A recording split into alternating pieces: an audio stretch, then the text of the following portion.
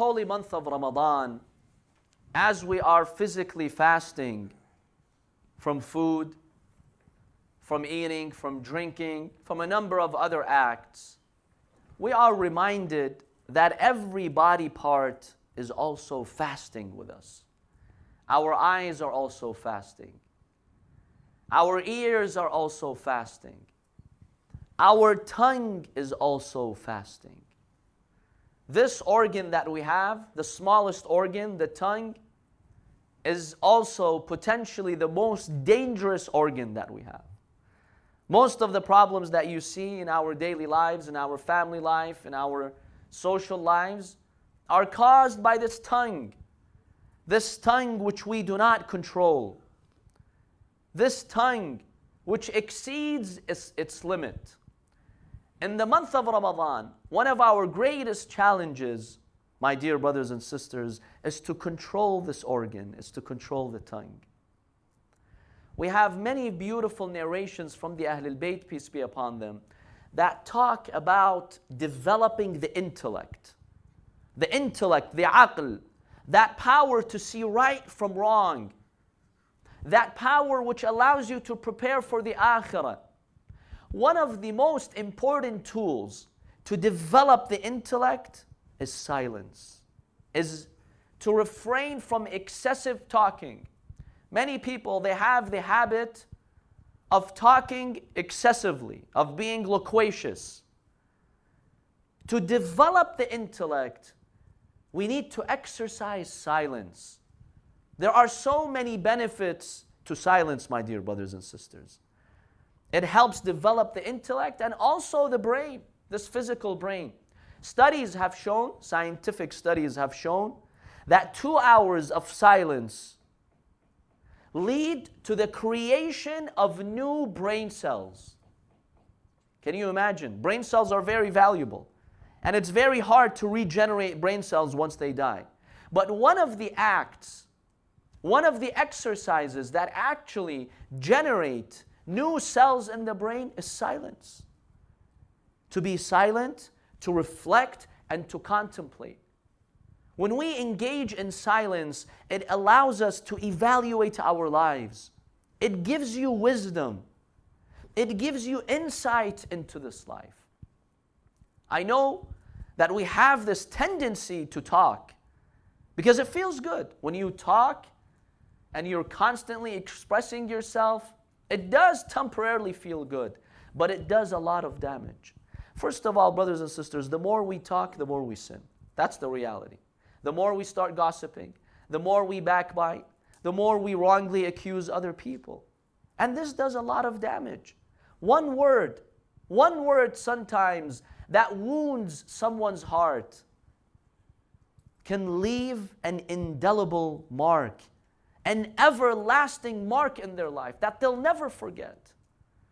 You know, the Arab poet says very beautifully the difference between a sword and a tongue. He says, جِرَاحَاتُ السِّنَانِ لَهَا الْتِيَامُ. Sinan are those sharp objects like swords. If you wound someone with a sword, it can heal. The wound can heal. But then he says, وَلَا يَلْتَامُ مَا جَرَحَ اللِّسَانُ. But if your tongue injures someone, sometimes that person never recovers from that. The more we talk, the more naturally we will wrong other people.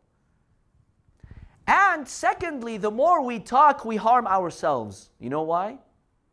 Research shows that when you're having a conversation with someone, 60% of what you're saying is about yourself. You're revealing information about yourself.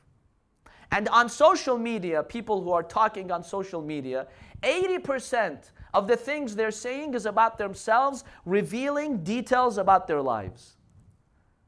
Now, the more you share information about yourself, the more that information will come back and haunt you.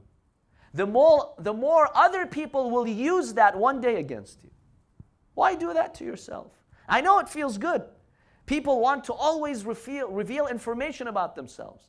These days, subhanAllah, even couples, you find them going online, everything they do together from their bedroom to I don't know where, the street, they're sharing pictures and details. Sometimes even intimate details which are not appropriate. Why reveal all that information about yourself? How do you think others will view that? Is this really contributing anything to your life, to other people? Are they really learning anything? You're just bringing eyes to yourself and your life and freely giving information about yourself. How many people have we seen, brothers and sisters, their lives were ruined because of excessive information they gave about themselves? Not everyone out there in the world wishes you well. There are people who are making a note of all these things that you're sharing about yourself. And when the opportunity comes, they will use that against you. So have mercy on yourself. The more we talk, brothers and sisters, the more we fall into sin. The more we're distracted. It distracts us from Allah, from the akhirah. And I'll give you an exercise, try this. Next time when you sit with your friends, just having your normal night, talking, get out a recorder and record that conversation that night, that 2-hour conversation, that 2-hour gathering, that sahra, record it. Just like you do when you sit with your friends. Don't change the topic because it's being recorded. Just be natural. 6 months later, go and hear that recording. 6 months later. And then you be the judge. What percentage of what you said really was beneficial? Was in God's obedience? Was something productive? You will find that 90% of the things that were said were a waste of time, were a distraction from Allah subhanahu wa ta'ala, were a distraction from the akhirah. Try it. To develop the intellect, brothers and sisters, we exercise silence. Silence allows you to say what is necessary.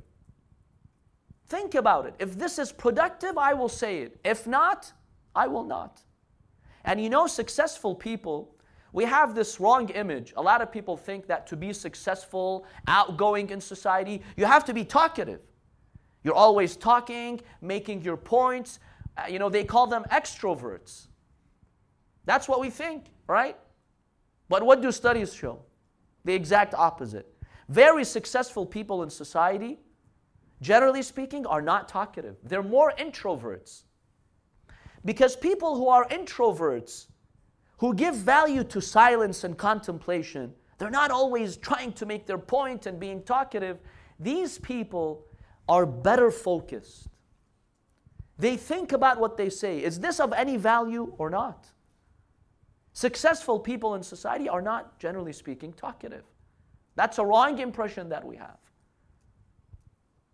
So in the month of Ramadan, brothers and sisters, let us take advantage of this wonderful opportunity to exercise self-restraint and to control this tongue as much as we can. It is very difficult. It's our greatest challenge. There's one beautiful hadith that states when you wake up in the morning, all the body parts speak to the tongue. This is symbolic, of course. They tell the tongue, "Oh tongue, have mercy on us. If you say good things, we'll all be good. And if you say bad things and you violate the laws of God, you'll put us all in trouble." Let us exercise self-restraint in the month of Ramadan. And remember, every word that we're saying is being recorded. And we have to face Allah subhanahu wa ta'ala one day. Maybe here in this life we can get away with a lot of things, but not in our grave, not on the day of judgment. There's a beautiful hadith from the Holy Prophet sallallahu alaihi wasallam in which he states, "عليك بطول الصمت فإنه مطردة للشيطان." Try as much as you can to exercise silence, to have contemplation, for that is the best way to protect yourself from the shaitan. وَعَوْنٌ لَكَ عَلَىٰ أَمْرِ دِينِكَ. And that is the best aid for your religion. Silence protects your religion, gives you wisdom. It protects you from falling into so many sins. So this is the month of Ramadan, and we take advantage of this holy month to exercise silence. Now there's one exception here, brothers and sisters. Silence is highly praised. However, when it comes to speaking up the truth, demonstrating the truth and repelling injustice, we cannot stay silent. In fact, the one who stays silent when he has to speak up, when there is an unjust act that is being committed in the society around the world, this person is a silent devil.